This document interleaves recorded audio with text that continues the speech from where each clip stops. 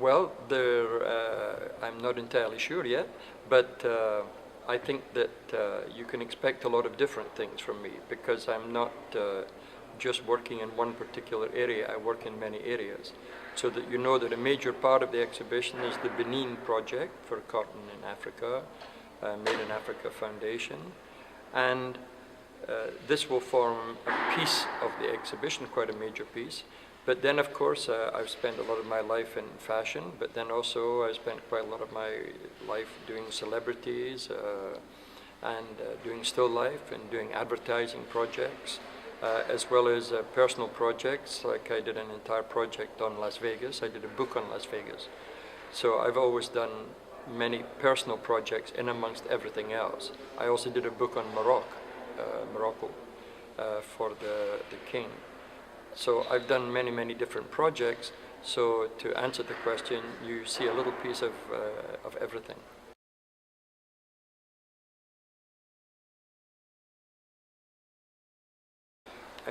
There is a difference but I always believe with photography there is a function connected with the photography. So therefore, if you're doing a cover of Vogue magazine, then you're doing a cover of Vogue magazine hopefully to sell more Vogue magazines.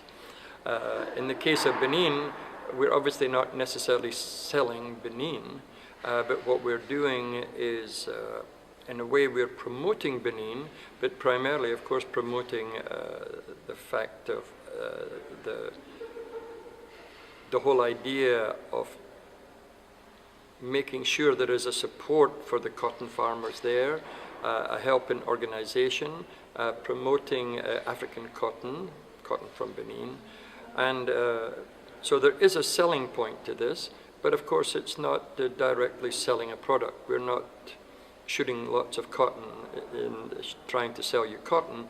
We're selling the idea of cotton. And also we're helping to promote the whole idea of helping countries like this, helping countries like Benin, because they need help. It's a very poor country.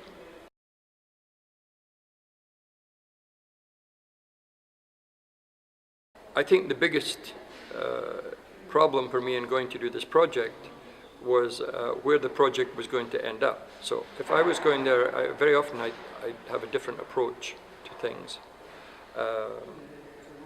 So if I'm photographing a cover of Rolling Stone, I know what the function is. It's, as I said a minute ago, it's maybe to promote the person, it's maybe to promote Rolling Stone, whatever.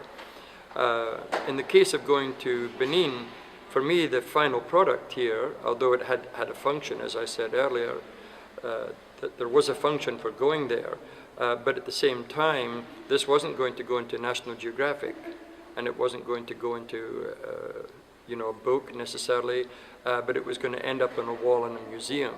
So the minute that something ends up on a wall in a museum, this is a different function. So it's a museum, and it has to have, the photography has to have a certain power, I think, a certain weight. And I couldn't just go around and do too many snapshots and hope that when I came here to Hamburg to do the show that the snapshots would work. Because then what happens sometimes with photographers, they can end up with pictures that are not strong enough, and the only way to present them is snapshots. So you say I took snapshots and here they are. But I was interested in something a little bit stronger, so I did do some snapshots, but in the end I was interested in something that was a little bit bigger and more important. So I had thought about this before I went, of course, and I was, of course, interested in portraiture. I was interested in the people. I was interested in voodoo, which is a big part of Benin. I was interested in the difference between north and south, the people. I was interested in landscape. So I was interested in many things, and the whole idea was to be interested in all these things, like a normal photographer would be, and then translating them into a museum wall, which is a different function to, say, as I said earlier, a magazine or National Geographic. It's a different animal in a way, you know. Of course, all photographers at all time are trying to take great pictures that hopefully end up in a museum, but in this case here, there's an entire show on Benin. So.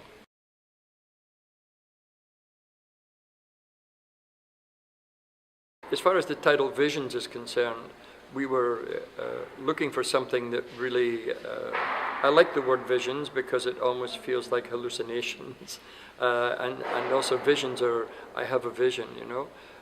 So I think, you know, I've had an interesting journey in photography. It's not always been the same road I've been on. I've taken many side roads in photography. And the whole idea of visions, of saying visions, was that is really this, that I've had many roads in photography, many visions in photography. So it's not vision, it's visions.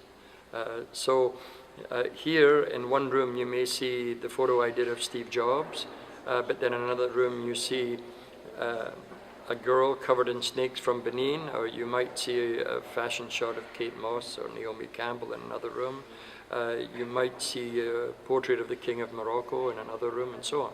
So I like working like this because, especially for a museum, I love doing it because the work is so diversified that, of course, sometimes people have a problem with it because it's diversified. So the advantage is it's diversified, and the disadvantage, it's diversified. But nowadays, I feel people can easily experience different things very quickly. People are very quick visually now, even the general public. You don't have to be sophisticated to be quick, as it were.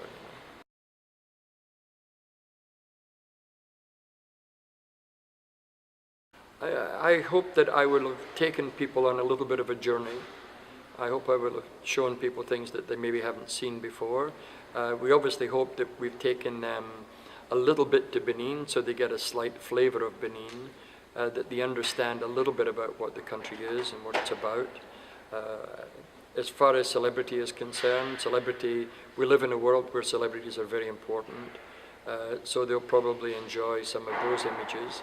But really, this will be the first exhibition. We've done retrospectives before, but Ingo, in this case, wanted the journey to go deep into my past, which of course is I'm a little bit nervous about, but Ingo is a very strong curator and very good, so I trust him.